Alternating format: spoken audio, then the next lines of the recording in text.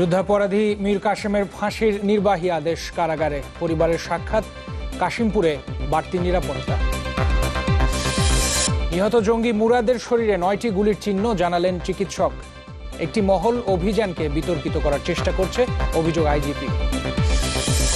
জঙ্গিরা আত্মসমর্পণ না করলে পরিণতি ভালো হবে না, হুঁশিয়ারি স্বরাষ্ট্রমন্ত্রীর।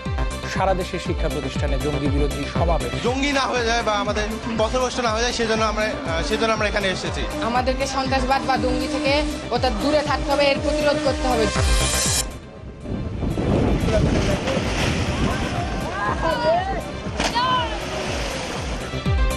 বন্যার পর কুষ্টিয়ার নতুন আতঙ্ক, নদী ভাঙন। পদ্মায় বিলীন 3 শতাধিক বাড়িঘর, শরীয়তপুরে ভাঙন ঠেকাতে মানববন্ধন।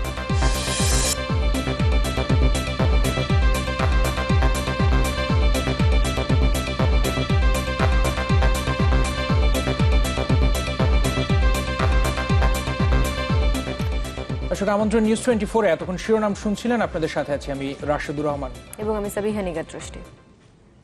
আরএফএল ওয়াটার পাম্প, পানি দেবে, টেনশন নয়। এবার পুরো খবর।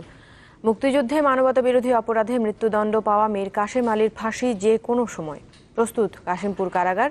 বিকেলে স্বরাষ্ট্র মন্ত্রণালয় থেকে ফাঁসির নির্বাহী আদেশ পৌঁছানো হয় কারাগারে। আজ রাত 9:30 থেকে 10:30 পর্যন্ত রেড অ্যালার্ট জারি থাকবে কাশিমপুর কারাগারে। এছাড়া গাজীপুর ও ঢাকার বিভিন্ন এলাকায় মোতায়েন করা হয়েছে বিজিবি।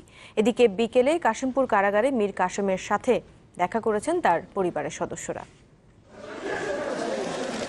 সর্বোচ্চ আদালত থেকে আলবদর কমান্ডার মীর কাসেমের রিভিউ আবেদন খারিজ হয় গেল বুধবার। এটি ছিল আইনি লড়াইয়ের শেষ ধাপ।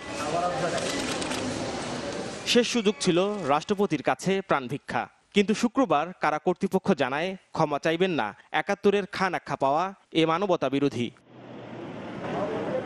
এরপরই তোড়জোড় শুরু হয় ফাঁসি কার্যকরের। কারাগার এলাকায় নেওয়া হয়েছে বাড়তি নিরাপত্তা। কাশিমপুর কারাগারের সিনিয়র জেল সুপার জানান, এরই মধ্যে প্রস্তুত করা হয়েছে ফাঁসির মঞ্চ। এরই ধারাবাহিকতায় পরিবারের সদস্যদের ডাকা হয় মীর কাসেমের সঙ্গে দেখা করতে। বিকেল 3:30টার দিকে পরিবারের 45 জন সদস্য এলেও কারাগারে ঢুকতে দেয়া হয় 38 জনকে।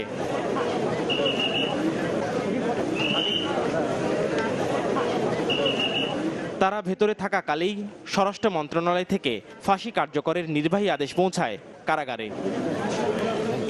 নাফিউল ইসলাম লিঙ্কন, চ্যানেল 24।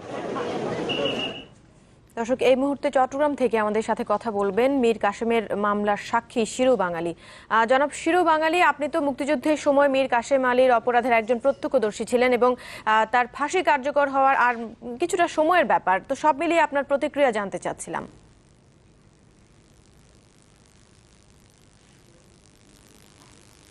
আমি আসলে আমার তো গত 45 বছর ধরে আমি মাঠে ময়দানে যুদ্ধ করতেছিলাম, মানে এদের বিরুদ্ধে। বিশেষ করে মীর কাসেম আলী তার এই ব্যাপারে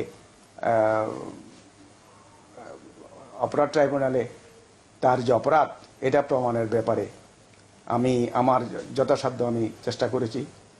এবং আপনারা জেনে খুশি হবেন যে 2012 সালের 27শে মে আমি আমার জবানবন্দি শেষ করেছিলাম। আমি আইসিটিবিডি কেস নম্বর 2, এটা সালাউদ্দিন কাদের চৌধুরীর বিরুদ্ধে আমি রাষ্ট্রপক্ষের প্রধান সাক্ষী ছিলাম। সেখানে আমার জবানবন্দি 27শে মে আমি আমার জবানবন্দি শেষ করেছিলাম এই মীর কাসেম আলীর অপরাধের ফিরিস্তি দিয়ে, যার পরিপ্রেক্ষিতে 13ই জুন তাকে মতিঝিল থেকে গ্রেপ্তার করা হয়েছিল। আজকে আমি তো দীর্ঘ 45 বছর ধরে নানান বিষয়ে এসব বিষয়ে লেখালেখি করেছি। আমার অনেক মুক্তিযুদ্ধের উপর গবেষণামূলক আমার অনেক বই আছে, সেখানেও আমি এসব ব্যাপারে তাদের বিরুদ্ধে আমি আমার সমস্ত যুক্তি, তাদের অপরাধের ফিরিস্তি আমি প্রমাণ করেছি। এবং আন্তর্জাতিক ট্রাইব্যুনালেও আমি আমার যথাসাধ্য যা কিছু করার করেছি। আজ 2014 সালের 2 নভেম্বর ট্রাইব্যুনাল যেদিন তার ফাঁসির রায় ঘোষণা করে, আমি মনে করেছিলাম আমার জীবনের দীর্ঘ 43 বছর যে সংগ্রাম আমি করেছিলাম সেই দিন আমার বিজয় আমি লাভ করেছিলাম। পরবর্তী সময়ে এটা অ্যাপিলেট ডিভিশনে এবং আবার সর্বোচ্চ যে রিভিউ পিটিশনে আবার এই রায়, যেহেতু রিভিউ পিটিশনে তো রায় অদল বদলের কোনো সুযোগ নেই, তারপরেও অনেকে সন্দেহ প্রকাশ করেছিল, যদি আমি করি নাই, কারণ আমি জানি রিভিউ পিটিশনে রিভিউতে কোনো রকমের অদল বদল হওয়ার কোনো সম্ভাবনা নেই। পৃথিবীর কোনো জায়গায় কোথাও এই ইতিহাস নেই যে রিভিউ পিটিশনে আপনার এই ধরনের একটা বড় মামলাতে কোনো রকমের অদল বদল হয়। তারপরও গত 30 অগাস্ট যেদিন তাদের রিভিউ পিটিশন খারিজ হলো, আমি মনে করলাম আমার দীর্ঘ 45 বছরের আমার যে যুদ্ধ, রাজপথের যুদ্ধ, লেখালেখিতে যুদ্ধ, আমার যুদ্ধে সেদিন শেষ হলো। আমি নতুনভাবে আবার বিজয় অর্জন করলাম। মনের মধ্যে কিছুটা দ্বিধা, যেহেতু রাষ্ট্রের অনেক গুরুত্বপূর্ণ ব্যক্তিরাও দ্বিধা প্রকাশ করেছে। জন কেরির মতো মানুষ ওই সময়ে বাংলাদেশ সফরে এসেছিল, আমার খুব একটা দ্বিধা ছিল না, কিন্তু তারপরও মনে করেন এত বড় বড় মানুষ, মহা ব্যক্তি, এরা যখন দ্বিধা প্রকাশ করতেছে, আমারও কিছুটা সংশয় হয়েছিল। কিন্তু 30 আগস্ট আমার সমস্ত সংশয়, আমার সমস্ত দ্বিধা আমি মুক্ত হলাম এবং আমি আমার জীবনের একটা নতুন ঈদ, নতুন খুশি সেদিন আমি লাভ করলাম। জি জনাব চিরু বাঙালি, আপনাকে অসংখ্য ধন্যবাদ আমাদের সাথে কথা বলার জন্য। দর্শক, আমরা এতক্ষণ কথা বলছিলাম জনাব শিরু বাঙালি, যিনি মীর কাশেম আলীর সাক্ষী ছিলেন, যিনি চট্টগ্রাম থেকে আমাদের সাথে যোগ দিয়েছিলেন। তার প্রতিক্রিয়া তিনি আমাদের সাথে এতক্ষণ শেয়ার করলেন। আমাদের কিন্তু সহকর্মী আরিফুল সাজ্জাদ এই মুহূর্তে কাশিমপুর কারাগারের সামনে অবস্থান করছেন, আমরা তার কাছে চলে যেতে চাই। আমাদের সাথে আছেন আরিফুল সাজ্জাদ। সাজ্জাদ, শুনতে পাচ্ছেন আপনি? সাজ্জাদ, ফাঁসি কার্যকরে আর কি প্রক্রিয়া আছে আপনার কাছে জানতে পাইব, বিশেষ করে বললে কোন অপরাধে মীর কাশেমকে ফাঁসির রায় দেয়া হয়েছে, যেহেতু মামলার দীর্ঘ একটি আইনি প্রক্রিয়া ছিল, রাষ্ট্রপক্ষ এবং আসামি পক্ষের যুক্তি কি ছিল যদি আপনি উল্লেখ করতেন। হ্যাঁ রাশেদ, মানবতা বিরোধী শীর্ষ যে অপরাধীরা রয়েছে তার মধ্যে ষষ্ঠ ফাঁসির দণ্ডপ্রাপ্ত আসামির যে রায় সেটি কার্যকর হওয়ার অপেক্ষায় রয়েছে। আপনি বলছিলেন যে আইনি প্রক্রিয়া, আসলে আইনি প্রক্রিয়া এবং এরপরে কিন্তু নির্বাহী প্রক্রিয়া। আর আইনি প্রক্রিয়া যেটি ছিল যে এই মানবতা বিরোধী অপরাধী আন্তর্জাতিক অপরাধ ট্রাইব্যুনাল থেকে যখন ফাঁসির দণ্ড পান, তারপরে তারা আপিল করেছিলেন। আপিল বিভাগের রায় হওয়ার পরে সেটি কিন্তু রিভিউতে গিয়েছিল। গত 30 আগস্ট কিন্তু সেই রিভিউর রায় প্রকাশ পায় এবং এরপরে কিন্তু আইনগতভাবে এই শীর্ষ মানবতা বিরোধী অপরাধী মীর কাশেম আলীকে ফাঁসির যে দণ্ড দেয়া, সেটার আইনি প্রক্রিয়াটা শেষ হয়ে যায়। এরপরে ছিল যে রাষ্ট্রের নির্বাহী প্রক্রিয়া, অর্থাৎ এই যে রায়টি সেটি কিন্তু ট্রাইব্যুনাল হয়ে জেলে আসে। জেলের আসার পরে যে স্বরাষ্ট্র মন্ত্রণালয়ের পক্ষ থেকে সরকারের যে পক্ষ যেটা এক্সিকিউশন করে তাদের পক্ষ থেকে কিন্তু যে অর্ডারটি, এই ফাঁসি কার্যকরের আদেশটি, সেটি কিন্তু আজকে দুপুরের দিকে এই কাশীপুর জেল কারাগারে আসে এবং এর মধ্য দিয়ে আইনি এবং নির্বাহী যে প্রক্রিয়া সেগুলো কিন্তু সম্পন্ন হয়েছে এবং রাষ্ট্র যেভাবে সিদ্ধান্ত নেবে, যখন সিদ্ধান্ত নেবে তখন কিন্তু ফাঁসিটি কার্যকর হবে। আরেকটি বিষয় আপনি বলছিলেন যে এই আইনি প্রক্রিয়া, এই মানবতা বিরোধী অপরাধীকে কিন্তু 2012 সালে যখন গ্রেপ্তার করা হয়, তারপরে কিন্তু তার নামে এই মানবতা বিরোধী অপরাধের মামলাটি রুজু করা হয়। এরপরে 2014 সালে আন্তর্জাতিক অপরাধ ট্রাইব্যুনাল এই মানবতা বিরোধী অপরাধীর বিরুদ্ধে যে অভিযোগগুলো নিয়ে আসা হয়েছিল, কয়েকটি অভিযোগ সন্দেহাতীতভাবে প্রমাণিত হওয়ার পর তাকে কিন্তু ফাঁসির সাজা দেওয়া হয় এবং সঙ্গে সঙ্গে আরও কিছু সাজা দেওয়া হয়। সব মিলিয়ে ফাঁসির সাজা এবং 58 বছরের সব মিলিয়ে সাজা এই শীর্ষ মানবতা বিরোধী অপরাধী মীর কাশেম আলী পান এবং এরপরে ওই আন্তর্জাতিক অপরাধ ট্রাইব্যুনাল পরে কিন্তু আসামি পক্ষ থেকে আপিল করা হয় এবং আপিল বিভাগে কিন্তু সেই দণ্ডাদেশ বহাল রাখা হয় গত বছরে।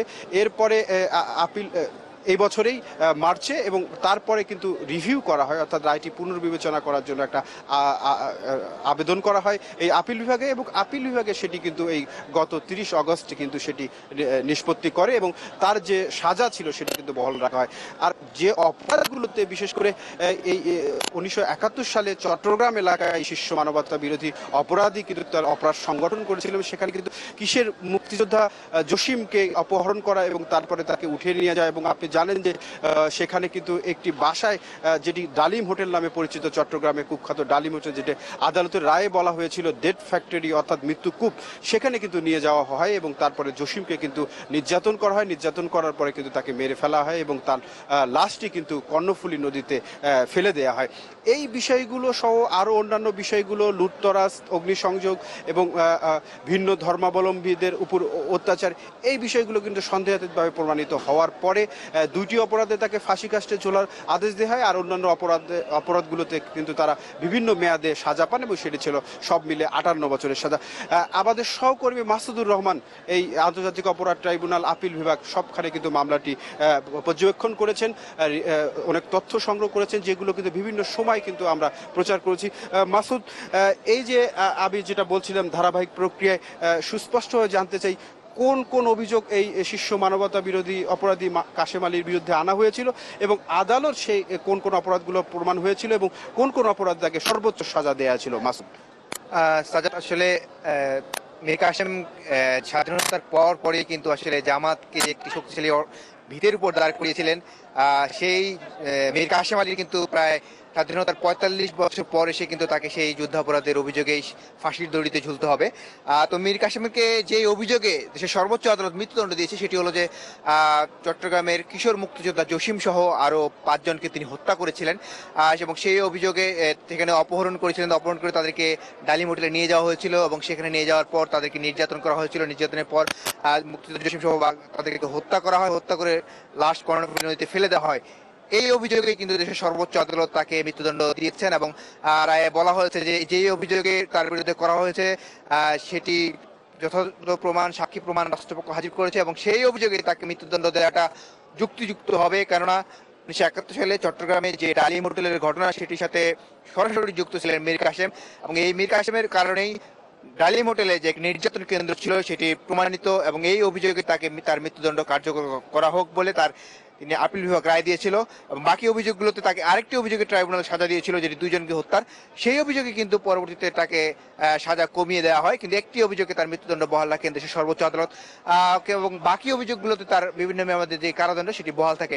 আরেকটি বিষয় সেটি হলো যে ট্রাইব্যুনালে আসামিপক্ষ একটি বই দাখিল করেছিল, সেটি হলো প্রামাণ্য দলিল মুক্তিযুদ্ধ চট্টগ্রাম নামক একটি গ্রন্থ দাখিল করেছিলেন।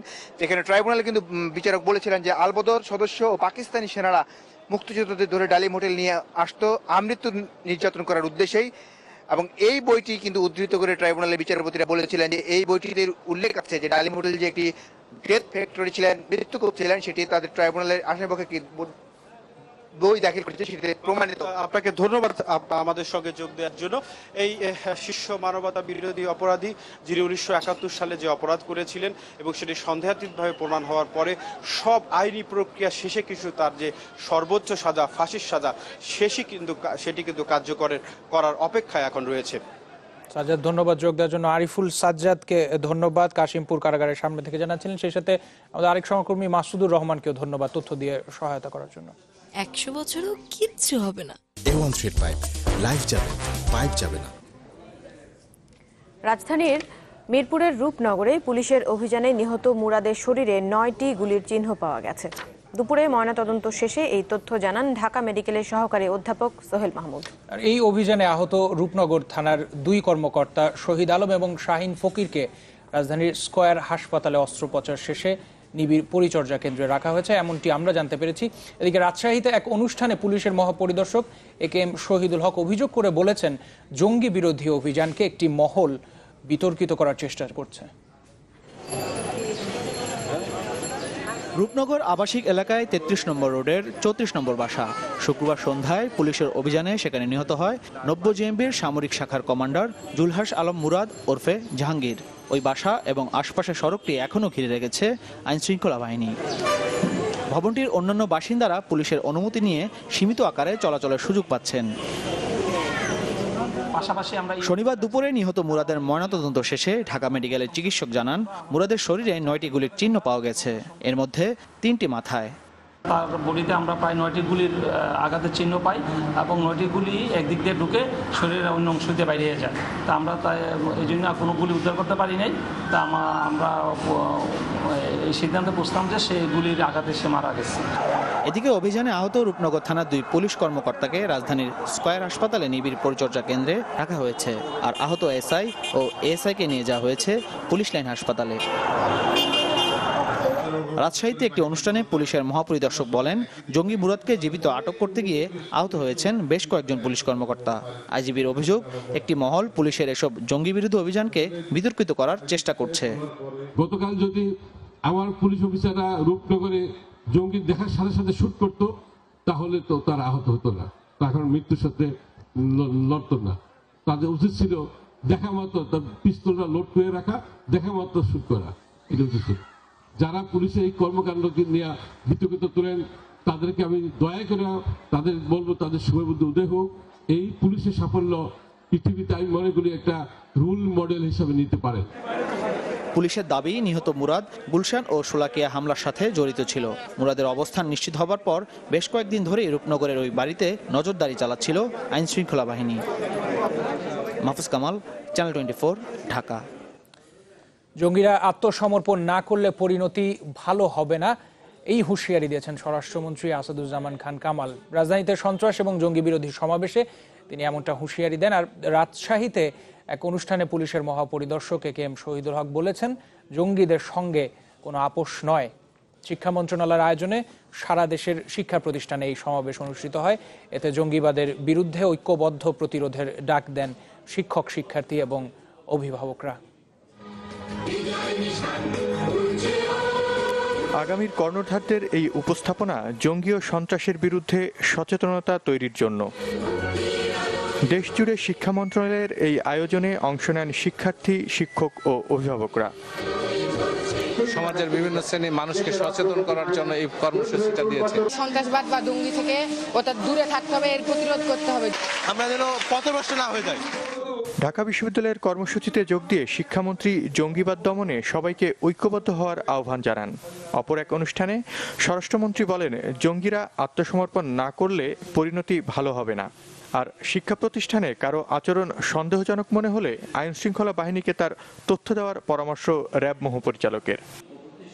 এই বাংলাদেশে জঙ্গিবাদ কখনো তার ভিত্তি স্থায়ী করতে পারবে না।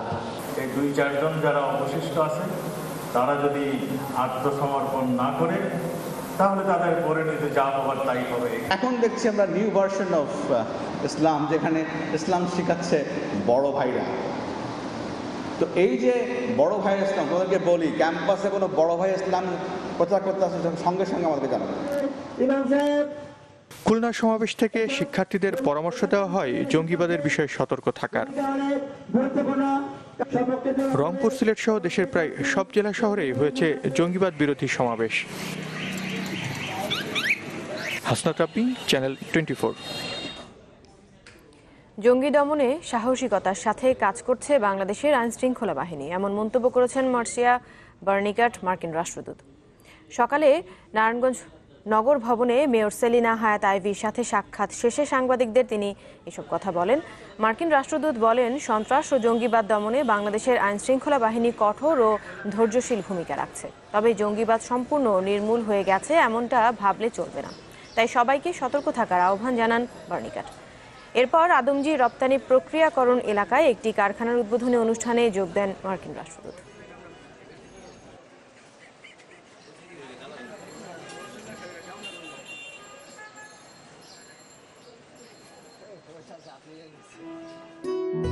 টেকো নুডলস, সময়ে অসময়ে সব সময়। অন্য প্রসঙ্গ, ফারাক্কা বাঁধ খুলে দেয় পদ্মার জলে কদিন আগেই ডুবেছে গ্রামের পর গ্রাম। আর এবার মরার উপর খানার ঘা, নদী ভাঙন। এরই মধ্যে বিলীন হয়ে গেছে কুষ্টিয়ার চিলমারি ইউনিয়নের 3 শতাধিক বাড়িঘর। মাথা গোজার ঠাঁই হারিয়ে এখানকার বাসিন্দাদের দিন কাটছে অর্ধাহারে, অনাহারে। সারা দেশে যখন চলছে ঈদের প্রস্তুতি, তখন কুষ্টিয়ার চিলমারি ইউনিয়নের মানুষের জুটছে না দুবেলা খাবার। ফারাক্কার বাঁধ খুলে দেওয়ায় পদ্মার পানি কেড়ে নিয়েছে এই ইউনিয়নের 18টি গ্রামের শত শত ঘরবাড়ি আর ফসলি জমি। গত কয়েকদিন ধরে পানি নামতে শুরু করলেও নতুন আতঙ্ক নদী ভাঙন। এরই মধ্যে বিলীন হয়ে গেছে ইউনিয়নের সবচেয়ে বড় ব্যবসা কেন্দ্র ভবনন্দিয়ার বাজার ও 3 শতাধিক ঘরবাড়ি। সব হারিয়ে তাই দিশেহারা মানুষ। নদীতে ধরেন আমার বাড়ি ঘর ভেঙে নিয়ে গেছে। এখন আমরা সরকারি স্কুলে এসে আমরা আশ্রয় নিছি।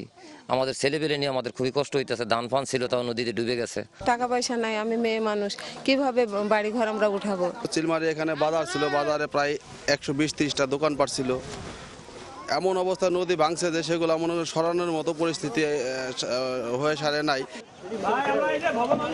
স্থানীয় প্রশাসন কিছু ত্রাণ বিতরণ করলেও অনেকের ভাগ্যেই তা জোটেনি। কিছু তো পাইনি, আমাদের অনেক ছেলেবেলা মিলে খুবই আমরা খাওয়ার কষ্ট করি।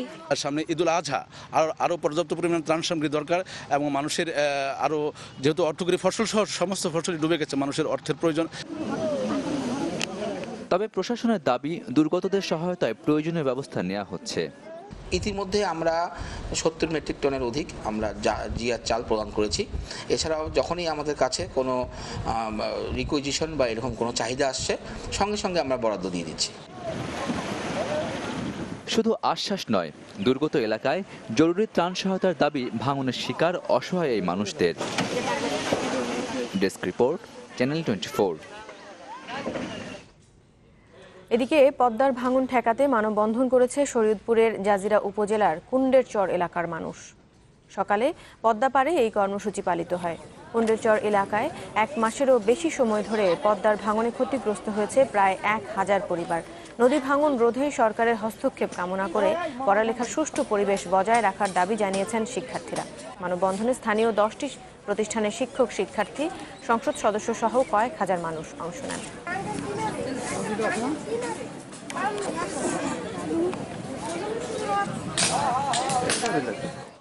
বিরতি নিচ্ছি আর ফিরছি কিছুক্ষণ পরে, আমাদের সাথে থাকবে।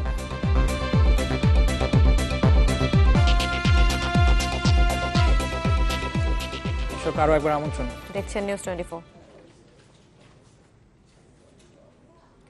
দর্শক, আগেই জানিয়েছি যে মুক্তিযুদ্ধে মানবতা বিরোধী অপরাধে মৃত্যুদণ্ড পাওয়া মীর কাশেম আলীর ফাঁসি যে কোনো সময় হতে পারে। প্রস্তুত রয়েছে কাশিমপুর কারাগার। আর এই বিষয়ে আরো খবর জানাতে কারাগারের সামনে থেকে এই মুহূর্তে আমাদের সাথে যোগ দিচ্ছেন রাশেদ নিজাম। আর রাশেদ, কারাগার এলাকার কেমন চিত্র দেখছেন এই মুহূর্তে, সব মিলিয়ে জানতে চাচ্ছি। কারাগার এলাকার চিত্র আসলে পরিবারের সদস্যরা বের হওয়ার ঠিক আগের মুহূর্তে এখানে প্রচুর পরিমাণে বৃষ্টিপাত হয়েছে। বৃষ্টিপাত হওয়ার ফলে আসলে এখানের পরিস্থিতি পুরোটাই পাল্টে গিয়েছে। অনেকগুলো দোকানপাট, এখানে যেহেতু অনেক মানুষের কোলাহল, গণমাধ্যম কর্মীদের কোলাহল এবং আইনশৃঙ্খলা বাহিনীর কর্মকর্তারা আছেন, সব মিলে এখানকার দোকানপাটগুলো বৃষ্টির কারণে বন্ধ হয়ে গিয়েছে এবং এখানে আস্তে আস্তে গণমাধ্যম কর্মীদের সংখ্যা বাড়ছে। আর আইনশৃঙ্খলা বাহিনীর সদস্যরাও যথারীতি যেমন আমরা বিকেল থেকে যেমন দেখেছি তেমন মতোই আছে। খুব কোনো ব্যাপক নজরদারি কিংবা এরকম কোনো আমাদের কর্মকাণ্ড দেখতে পাচ্ছি না, সাধারণের মতোই তারা রয়েছেন। আমরা বেশ খানিকটা দূরে অবস্থান করছি এই কারাগারের মূল ফটক থেকে, তবে এখান থেকে দেখতে পাচ্ছি। তবে আইজি প্রিজন এসেছেন শোনা যাচ্ছে। এই ব্যাপারে আমরা আসলে নিশ্চিত তথ্য জানতে পারিনি এবং কি ব্যবস্থা এখানে হচ্ছে সেই ব্যাপারেও কোনো তথ্য আমরা এখন পর্যন্ত জানতে পারিনি। তবে সার্বিক পরিস্থিতি বলা যায় যে সাধারণ যা থাকে তার চেয়ে কিছুটা কোলাহলপূর্ণ পরিস্থিতি কারাগারের সামনে। এছাড়া এমন কোনো তথ্য আমাদের কাছে এখন পর্যন্ত নেই। গণমাধ্যম কর্মীরা, আমরা যেমন আছি, সব গণমাধ্যম কর্মীরা উৎসুকভাবে অপেক্ষা করছেন কোনো তথ্য জানা যায় কিনা কিংবা প্রশাসনের পক্ষ থেকে কোনো বক্তব্য দেওয়া হয় কিনা সেই ব্যাপারে অপেক্ষা করছেন। এর বাইরে আসলে তেমন কোনো তথ্য আমাদের কাছে এই মুহূর্তে নেই। জি রাশেদ, ধন্যবাদ আপনাকে। পরবর্তী আপডেটের জন্য আমরা আবার আপনার কাছে ফিরব। দর্শক, পরের সংবাদে যাচ্ছি। এবারও কোরবানিতে পশু সংকট হবে না বলে দাবি করেছেন মৎস্য ও প্রাণী সম্পদ প্রতিমন্ত্রী নারায়ণ চন্দ্র চন্দ। দুপুরে খুলনা প্রেস ক্লাবে এক মতবিনিময় সভায় তিনি জানান, গত বছর দেশে প্রায় 94 লাখ পশু কোরবানি হয়েছিল। এ বছর সেই সংখ্যা হতে পারে 1 কোটি। পশুর কোনো সংকট হবে না, খামারিরা ন্যায্য মূল্য পাবে, যারা কোরবানি দিবেন তারাও তাদের বাজেটের ভিতর পশু কিনতে পারবেন, ঈদ আনন্দের হবে এবং এদিকে ঈদকে ঘিরে গরু মোটা তাজাকরণে ব্যস্ত সময় পার করছেন খামারিরা, যাতে ওষুধের চেয়ে গুরুত্ব দেওয়া হচ্ছে প্রাকৃতিক পরিচর্যাকে। হাটে দেশীয় গরুর চাহিদা বেশি থাকায় গরু মোটা তাজাকরণে সুষম খাবারকেই প্রাধান্য দেওয়া হচ্ছে। এদিকে খামারি ও প্রাণী সম্পদ কর্মকর্তারা বলছেন দেশি গরুতেই এবার চাহিদা মিটবে। কোরবানির ঈদ সামনে রেখে গরু মোটা তাজা করার প্রবণতা বেড়ে যায় অন্য যে কোনো সময়ের তুলনায় বেশি। হিড়িক পড়ে নানা ওষুধ খাইয়ে গরু মোটা তাজা করার, যদিও তাতে লাভের চেয়ে লোকসানি হয় বেশি। তবে অনেক জায়গাতেই এবার এর ব্যতিক্রম দৃশ্য দেখা গেছে। এই যেমন সিরাজগঞ্জ। অন্যান্য বারের মতো এবারও গরু মোটা তাজাকরণে ব্যস্ত সেখানকার খামারিরা। তাতে ওষুধের চেয়ে গুরুত্ব পাচ্ছে প্রাকৃতিক পরিচর্যা। নিবিড় তদারকি আর সুষম খাবারের মাধ্যমেই পালন করছেন গরু। আমাদের এই গরুটা মোটা তাজা করানোর জন্য কোনো ঔষধ ব্যবহার করা হচ্ছে না, শুধু ভুসি আর খোল খাওয়ায় শুধু এই গরুটাকে লালন পালন করা হচ্ছে। প্রাকৃতিক উপায়ে যারা গরু উৎপাদন করবে বা আমাদের মতো করবে, এদের কোনো রিস্ক নাই। নড়াইলেও একই চিত্র। দেশি খাবার, খড়, খৈল, কুড়া আর ভুসি দিয়েই চলছে গরু লালন পালন। নিয়মিত নেওয়া হচ্ছে চিকিৎসকের পরামর্শ। সংশ্লিষ্টরা বলছেন কয়েক বছর ধরে দেশি গরুর চাহিদা বেশি, তাই এবছর বেড়েছে খামারির সংখ্যাও। খলির পানি আর হচ্ছে আপনার ঘাস, এই কল কাটিয়ে এই মিক্স করিয়ে ডালি দিয়ে ভর্তি কিরিয়ে 1.5 জুড়ি করিয়ে দেওয়া হয়। 1.5 জুড়ি দিয়ে আপনার এই মাপা আছে, এই পরিমাণ মতন খাতি দিই, বেশিও দিনা কমও দিনা। বিদেশি কোনো মেডিসিন ব্যবহার করিনি, আমাদের এইভাবে গরু পালনে খুবই ভালো হয়েছে। ইন্ডিয়ান গরু যদি না ঢোকে তো আমি আমার গরু আশা করি আরো ভালো দাম পাবো। এবার প্রাকৃতিক উপায়ে পশু মোটা তাজা করার ফলে চাহিদার কোনো ঘাটতি হবে না বলে জানান এই প্রাণী সম্পদ কর্মকর্তা। বাইরের কোনো গরু প্রয়োজন নাই, আমাদের দেশ সম্পূর্ণ দেশীয় গরু দিয়েই আমরা আসন্ন কোরবানির যে চাহিদা এটা আমরা পূরণ করতে পারবো। সিরাজগঞ্জ এবং নড়াইলে যে পরিমাণ গরু মোটা তাজাকরণ চলছে তাতে চাহিদা মিটিয়ে উদ্বৃত্ত থাকবে বলে মনে করছেন প্রাণী সম্পদ কর্মকর্তারা। নাজমুস সাকিব, চ্যানেল 24। আরেকটা বিরতির সময় হলো, ফিরছে একটু পরেই।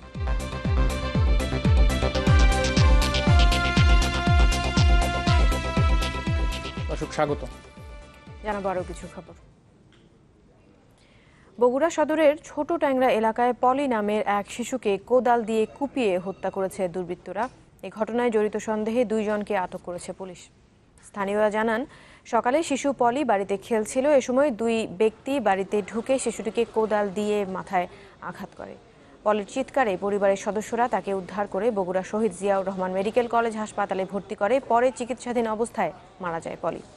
এ ঘটনায় স্থানীয়রা ওই 2 ব্যক্তিকে আটক করে পুলিশে দিয়েছে, তবে হত্যার কারণ এখনো জানাতে পারেনি পুলিশ। কোরবানির আগেই চট্টগ্রামে বন্ধ 2টি ট্যানারি খুলে দেওয়ার দাবি জানিয়েছেন চামড়া ব্যবসায়ীরা। সকালে সংবাদ সম্মেলনে তারা বলেছেন, ট্যানারি 2টি বন্ধ করে দেওয়ায় চট্টগ্রামের ব্যবসায়ীরা চামড়া বিক্রিতে বিপাকে পড়েছেন। এতে ঢাকার ট্যানারিগুলোতে চামড়া বিক্রি করা হলেও গেল 1 বছরেও তার টাকা পাওয়া যায়নি, তাই লোকসানের মুখে কয়েকশো ব্যবসায়ী। এছাড়া এবার লবণের দাম বেড়ে যাওয়ায় চামড়া সংরক্ষণের খরচও বেড়ে যাবে, এমনটাই আশঙ্কা করছেন তারা। বলছেন এতে করে সংকটে পড়বে চট্টগ্রামের চামড়া ব্যবসা।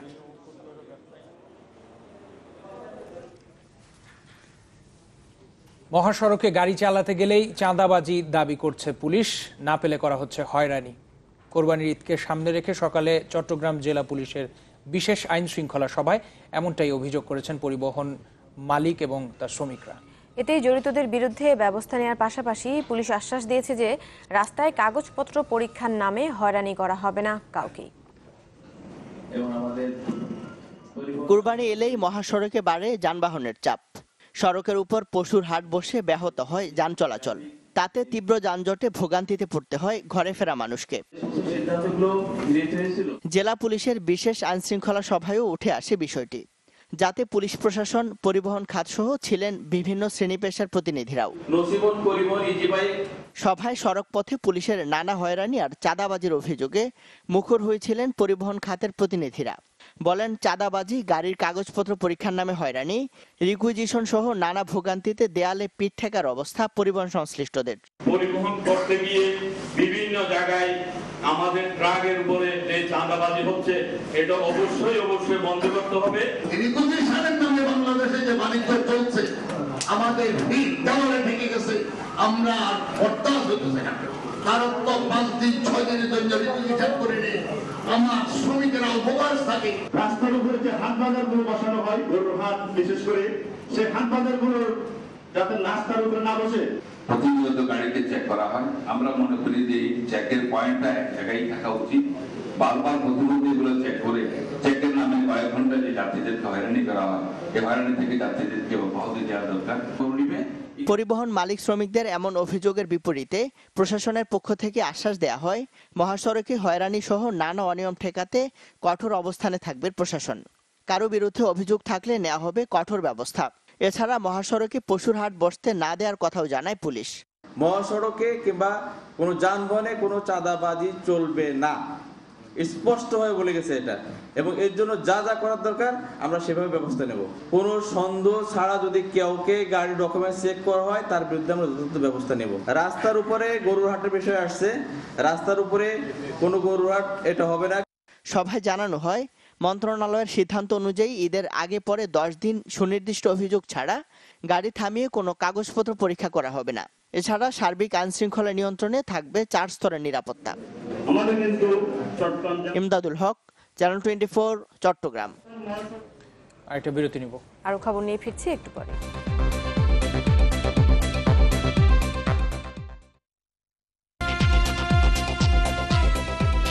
আপনারা নিউজ 24 দেখছেন। জানাবো দেশের বাইরের খবর। চীনের হ্যাংঝুতে G20 সম্মেলন শুরুর আগের দিন প্যারিস বিশ্ব জলবায়ু চুক্তির অনুমোদন দিয়েছে কার্বন নিঃসরণে শীর্ষ 2 দেশ চীন ও যুক্তরাষ্ট্র। চুক্তি অনুমোদনের কাগজপত্র আজ জাতিসংঘ মহাসচিব বান কি মুনের কাছে তুলে দেন দেশ দুটির প্রেসিডেন্ট। হ্যাংঝুতে কাল শুরু হচ্ছে G20 সম্মেলন, যাতে অংশ নিতে এখন চীনে অবস্থান করছেন মার্কিন প্রেসিডেন্ট বারাক ওবামা। চুক্তি অনুমোদনের পর মার্কিন প্রেসিডেন্ট বলেন, বিশ্বকে বসবাসের উপযোগী করতে তাদের এই প্রচেষ্টা, এর মাধ্যমে লক্ষ্যে পৌঁছানোর পথ সুগম হয়েছে বলে মনে করেন তিনি। এদিকে জলবায়ু চুক্তিতে সমর্থন দেয়ায় দেশ দুটিকে ধন্যবাদ জানিয়েছেন জাতিসংঘের মহাসচিব বান কি মুন। বিশ্বে কার্বন নিঃসরণের 40% হয় চীন ও যুক্তরাষ্ট্রে। গত ডিসেম্বরে প্যারিসে জলবায়ু সম্মেলনের তাপমাত্রা বৃদ্ধির গড় 2 ডিগ্রি সেলসিয়াসের নিচে রাখতে সম্মত হয় 175টি দেশ। যুক্তরাষ্ট্রের পররাষ্ট্রমন্ত্রী থাকাকালীন হিলারি ক্লিন্টনের ব্যক্তিগত ইমেইল ব্যবহার নিয়ে তদন্ত প্রতিবেদন প্রকাশ করেছে দেশটির কেন্দ্রীয় গোয়েন্দা সংস্থা FBI। তবে এ নিয়ে হিলারির বিরুদ্ধে কোনো অভিযোগ দেয়নি সংস্থাটি। প্রতিবেদনে বলা হচ্ছে, রাষ্ট্রের গুরুত্বপূর্ণ তথ্য ব্যবহারে খুবই অমনোযোগী ছিলেন হিলারি। তিনিও তার সহকর্মীরা এসব তথ্য রক্ষণাবেক্ষণে বুদ্ধিমাত্রার পরিচয় দিতে পারেননি। তবে তারা গুরুত্বপূর্ণ তথ্য আদান প্রদান করেছেন, এমন কোনো অভিযোগ পাওয়া যায়নি। 58 পৃষ্ঠার তদন্ত প্রতিবেদনে হিলারির ব্যক্তিগত ইমেইল সার্ভারের বিস্তারিত এবং তার সাক্ষাৎকার অন্তর্ভুক্ত করা হয়। হিলারি দাবি করেছেন, এদিকে সে সময় ব্যক্তিগত ইমেইল ব্যবহারের অনুমতি পেয়েছিলেন তিনি।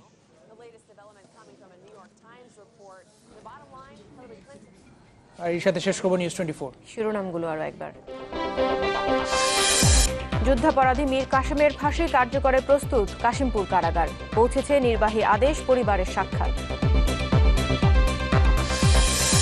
নিহত জঙ্গি মুরাদের শরীরে 9টি গুলির চিহ্ন, জানালেন চিকিৎসক। একটি মহল অভিযানকে বিতর্কিত করার চেষ্টা করছে, অভিযোগ আইজিপি।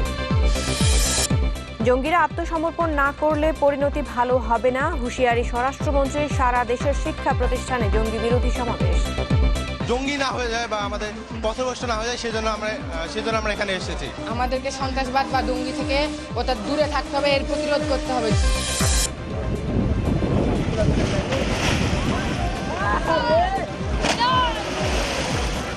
বন্যার পর কুষ্টিয়ায় নতুন আতঙ্ক, নদী ভাঙন। পদ্মায় বিলীন 3 শতাধিক বাড়িঘর, শরীয়তপুরে ভাঙন ঠেকাতে মানববন্ধন। দর্শক, এই ছিল এখনকার মতো। সাথে থাকার জন্য সবাইকে ধন্যবাদ।